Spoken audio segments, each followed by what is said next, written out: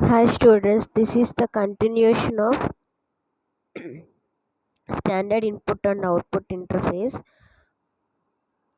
So here phases in SCSI bus. So we have four types of phases, that is arbitration, selection, information transfer, and last one is deselection. So coming to arbitration. So when BSI signal is inactive state, that means BSI is nothing but a busy. Okay, so the bus will free. Okay, that means it is the, if you see the BSI line is inactive, then it signifies that the bus will be free. Okay, and any controller can request the use of bus. Okay, so whatever the controller, okay, so if you want to use that,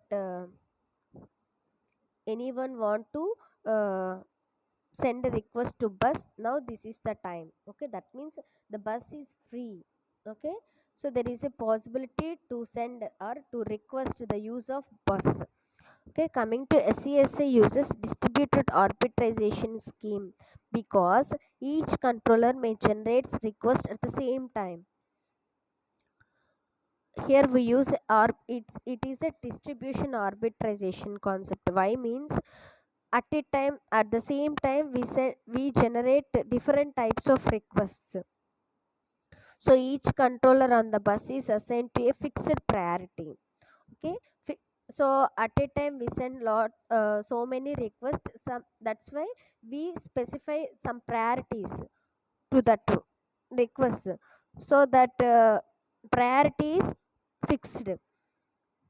When BSA becomes active, all controllers that are requesting the bus,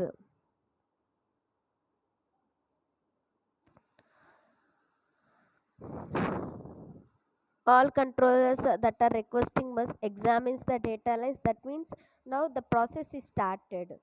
Then we examines the data lines, determines whether highest priority device is requesting bus at the same time. Means first what we check means which data lines or which request contains the highest priority. That process starts first. Okay, the controller using the highest number line realizes that it has won the arbitration process. So which request has highest priority, that means it wants the arbitration process. So first it starts that process. At the time, all other controllers are disconnected from the bus and wait for the BSI to become inactive again. So after starting the highest priority process, then the entire controller, so entire request disconnected from the bus and waits up until the BSI line becomes inactive state.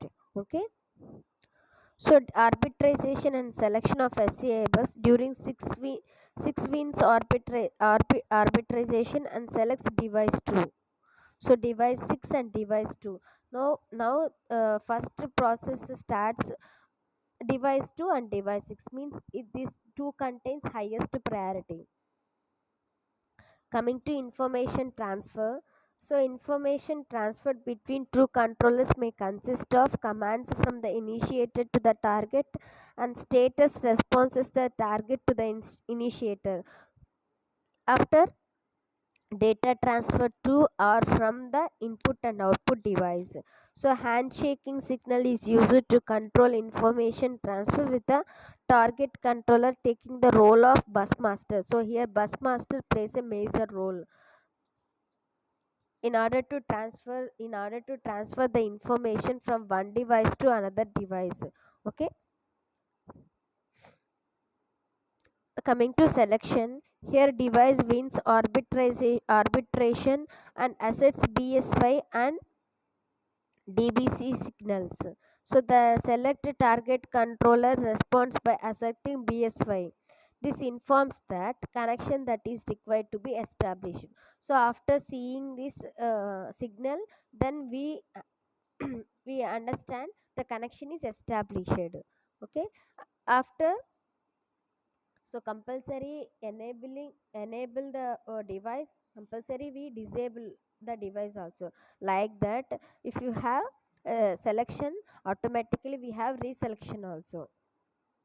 So the connection between two controllers has been re-established with the target in the control of the bus as required for transfer to proceed.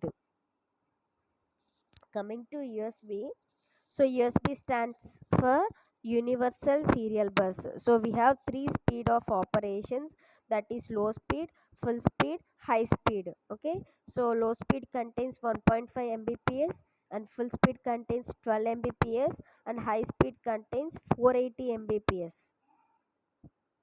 So the USB has been designed to meet the key objectives. They are provide a simple, low cost and easy user interconnection system. So this overcomes difficulties due to limited number of input and output ports available to a computer. And next one is accommodate a wide range of data transfer characteristics for input and output device. For example, telephone and internet connections. So next one is enhance user convenience through plug and play mode of operation. So with the help of USA, there is a possibility of plug and play capability. Okay. Advantage of this is USB helps to add many devices to a computer at any time without opening the computer box. So this is the main advantage of USB. So poor limitation. Normally the system has few limited ports. Okay. So minimum number of ports, USB ports that contains 3 or 4 only. So here limitation is there. To add new ports, the user must open the computer box to gain access the internal expansion bus and install a new interface card. So in order to get the information compulsory, we open the computer box. Okay. So for inserting, there is no need to open the computer box. For getting the data, for accessing the data compulsory, we open the computer box. Okay. The user may also need to know the configure the device and the software also. So plug and play. So the main objective of USB is it provides plug and play capability. So plug and play feature enhance the connection of new device at any time while the system is operation. So if the system is going to run, then there is a possibility to plug and play. So the system should detect the existence of new device automatically. So if you keep a pen drive, okay, so then the system automatically detects the existence of new device automatically. Okay, and identify the appropriate device driver software and establish the appropriate address and establish the logical connection for the communication. So you are you can observe this one. Okay, if you plug a pen drive, okay, then we see one message like one new device is detected. Okay, then this after that it identifies the appropriate device driver, so whether it is a CD, okay, so it identifies the device driver software. Okay, then we create a logical connection for that communication. So in order to communicate that one, then they it creates a logical connection. So device characteristics of USB. So the kinds of devices that may connected to a computer cover a wide range of functionality. The speed, volume and timing constraints associated the data transfer to and from. Here to and from is nothing but read and write.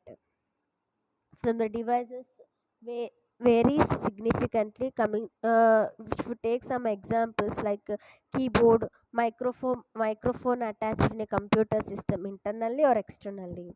Okay, so this is the architecture of USB. So to accommodate a large number of devices that can be added or removed at any time,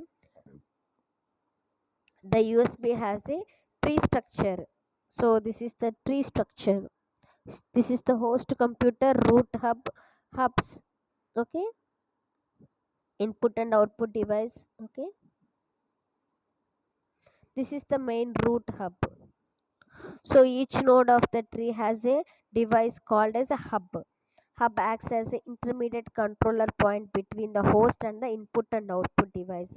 At the root of the tree, root hub is there. It connects the entire tree to the host computer. So with the help of root hub, we need to connect to a host computer. Okay, the leaves of the tree, that is leaves are nothing but input and output device. These are the leaves. Okay, so the leaves of the tree are input and output devices being served, for example keyboard or a speaker. So a hub copies a message that it receives from its upstream connection to all its downstream ports. As a result, message sent by host computer is broadcast. Broadcast is nothing but one to many.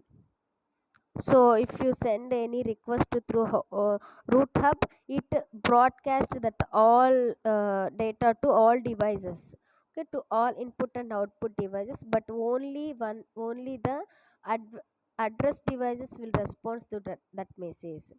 Okay, so it sends that request to all devices, but only address devices only responds. So USB addressing. So coming to USB addressing, each device may have maybe a hub or a device. Okay, each device on the USB is assigned a 7-bit address.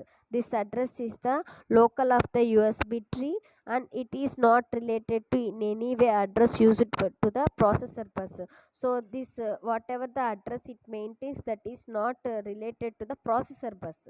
Okay, individual this USB maintains some address. So a hub may have number of devices or other hubs connected to it, and addresses are associated arbitrarily. Arbitrarily is nothing but externally. When a device is first connected to a hub or when it is powered on, it has a zero address. So the hardware of the hub detects the device. It has been connected, and it records this fact as a part of its own status information. After creating the connection, it starts it stores the status of the information. Periodically, the host polls each hub to collect the status information and learn about new devices that may have been added or disconnected. So, each and every time, this USB checks what is the status of the information. Okay, and if any other devices are ready to connect, okay, or disconnect. So each and every time it identifies the status of the present status.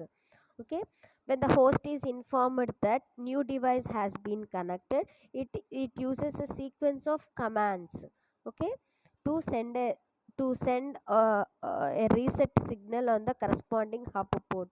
So if we identify the new device is connected, then we perform these three four operations.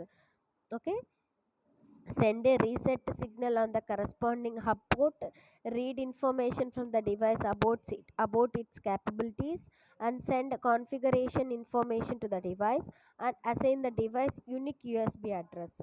So once the sequence is completed, the device begins the normal operation. So after sequence is completed, the device begins normal operation and responds only to the it gives response only to the new address only.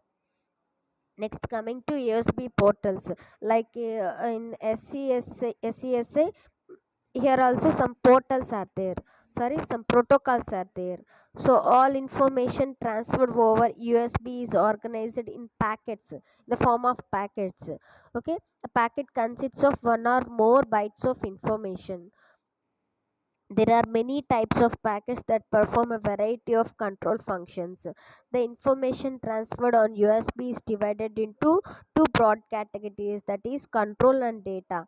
Okay, control packets performs that is address a device to initiate the data transfer. So control packet contains address what is it contains the address which is going to be transferred, acknowledging the data have been received correctly or indicating an error. So this control packets contains whether data is received or received correctly or if any errors raised. Data packets carry information that is delivered to a device. A packet consists of one or more fields containing different kinds of information. The first field of any packet is called as a packet identifier. Okay, so first field is called as a packet identifier PID. Okay, which identifies the type of the packet.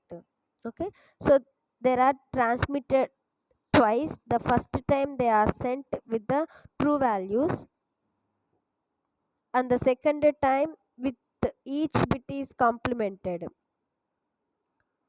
The four PID bits identifies one of 16 different packet types. Some control packets such as acknowledgement consists only the PID bit. PID is nothing but packet identifier. Control packets used for controlling data transfer operation called as a token packets. This topic you learned in next semester. You have a subject called computer networks. You learn this packets. Okay, now you just understand what is the definition of token packets. Control packets used for controlling data transfer operation is called as token packets. Okay, so this is the standard input and output interface.